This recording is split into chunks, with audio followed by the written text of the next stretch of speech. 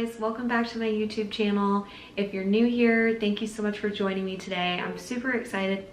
Somebody just honked their horn out in the parking lot and distracted me. I'm super excited to get into today's video.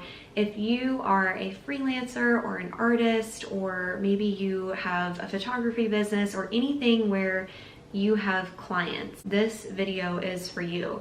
So today I'm going to be talking about client consultation calls and the importance of them, how I handle my client calls, and just some of the things to keep in mind when you are having that initial conversation with a client over the phone. The first thing I want to talk about is just why do we do client consultation calls?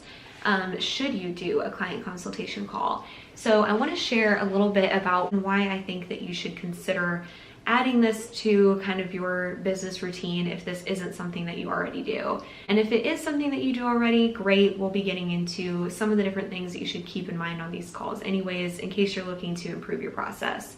So the reason why I do client consultation calls is because it is much easier to sell somebody on why your services could be beneficial to them if you're doing it over the phone, better yet, kind of like face-to-face over a Zoom. It's just so much easier to connect with people over the phone and to really communicate the benefits of using your services than it is to try and explain that over an email.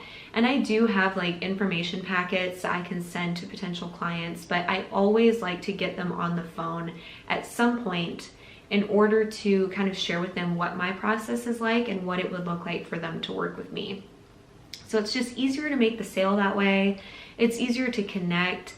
It is also a way to kind of start to build trust with your customer, because if you're only ever doing business like over email or text or something kind of impersonal like that, it's going to be hard for them to really feel like they know you and like they can trust you. And when you are exchanging goods and services and they're paying you money, they're going to feel a lot more at ease and a lot better about paying you and sending money and sending funds over to you from their bank account if they can like put a face with the name, if they've actually been able to speak to you over the phone. I'll be honest, this is not something that I've always done, but this year, especially in the last few months, I've like really started to take my business a lot more seriously and realize that like, okay, if I took my business as seriously as like my full-time job, like I do freelance work part-time, and I look at like my full-time job, I take my full-time job very seriously, and I'm on the phone with people all the time, doing calls all the time.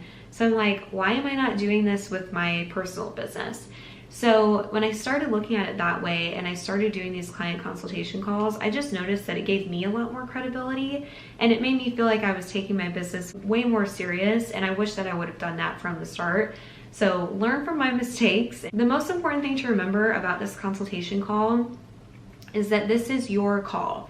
You have to take control of this call. You have to make them feel like you are steering the ship and you know exactly where to go. It's going to be a very uncomfortable conversation if you don't know the direction of the call and your potential client has to figure out kind of where to go, especially if they've never worked with, for example, a freelance illustrator before. They're not going to know what questions to ask.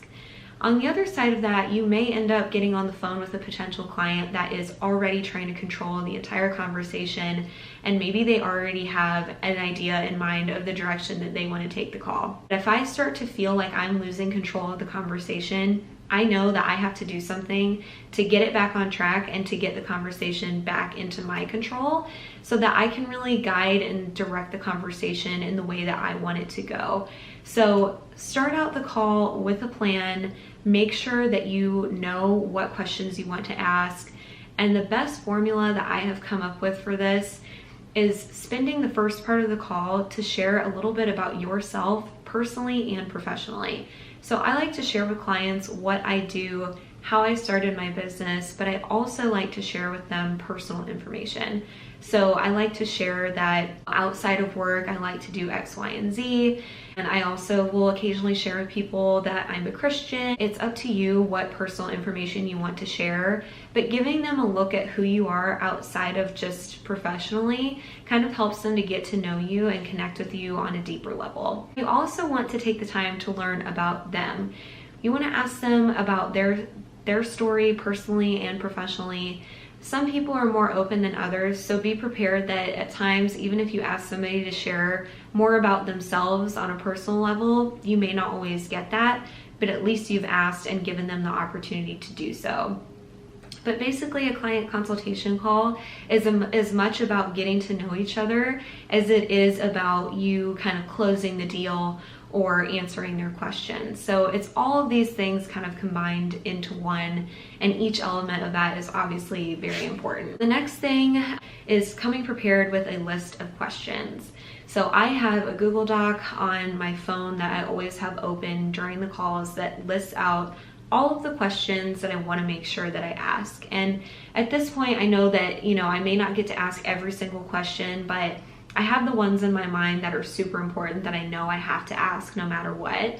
And then I have others that, if we get to that point, maybe I'll ask those questions. But some of those questions can include, what are your goals? Like, what made you want to reach out to me? I always love to ask people how they found me because it's really helpful for me to know that information.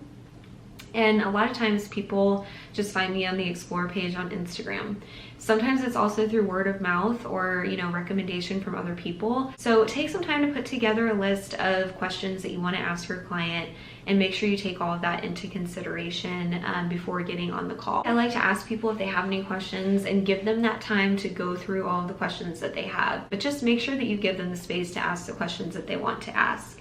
And then I also like to take the time at the end to express my excitement over the potential partnership and to really make them feel like I'm excited to work with them if I truly am. Of course, if I feel like it might not be a great fit, then my messaging might be a little different there.